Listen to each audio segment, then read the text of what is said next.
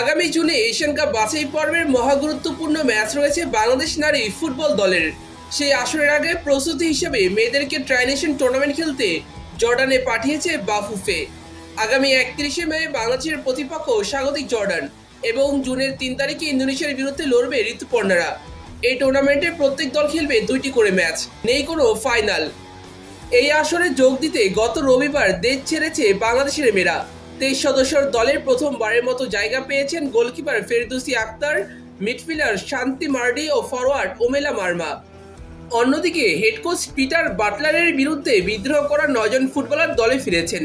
তারা হলেন Rupna Chakma, Shiuli Azim, Shamsun Nahar senior, Monika Chakma, Maria Manda, Rituparna Chakma, Tohura Khatun, Shamsun Nahar junior ও সাগরিকা।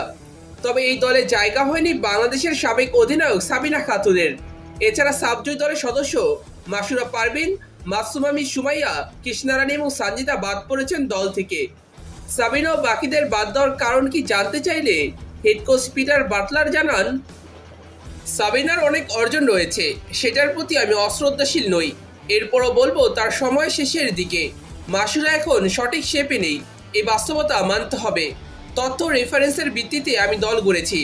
কৃষ্ণা প্রায় 1.5 বছর খেলেনি, সানজিদাও বেশি ম্যাচ খেলেনি, সুমাইয়া জাতীয় দলে তেমন খেলেনি।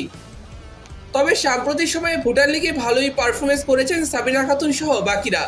তবে ভুটান লিগের মান নিয়ে প্রশ্ন তুলেছেন এই কোচ, সাথে বুঝিয়ে দিয়েছেন ভুটান লিগের মান কতটা নিম্ন।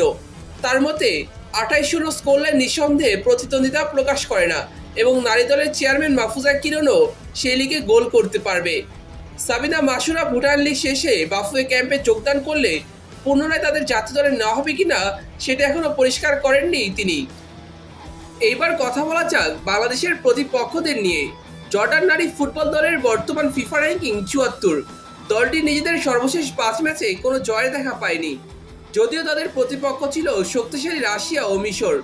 তবে ভারতের বিরুদ্ধে তাদের হার বাংলাদেশের অনুপ্রেরণা হিসেবে কাজ করতে পারে, কারণ ভারতের বিরুদ্ধে সর্বশেষ 2 ম্যাচে জয় পেয়েছে বাংলাদেশ।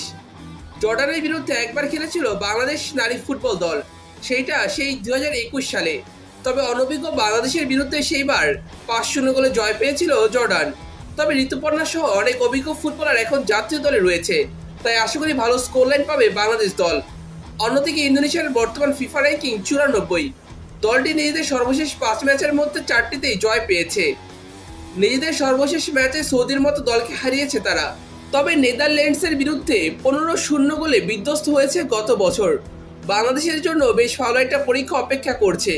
দেখার বিষয় সাফের বাইরের অঞ্চলে কেমন করতে পারে বাংলাদেশ দল।